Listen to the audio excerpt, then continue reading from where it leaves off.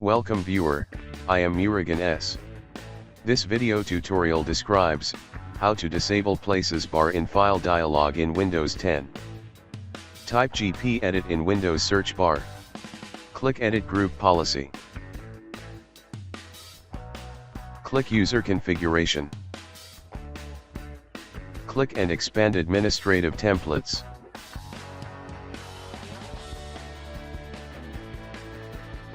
Click and expand Windows Components. Click and expand File Explorer. Click Common Open File Dialog. Hide the Common Dialog Places bar. Check Enabled.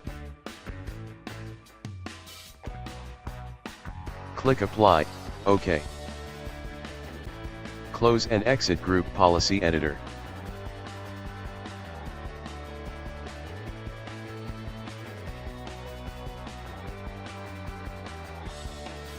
Restart system.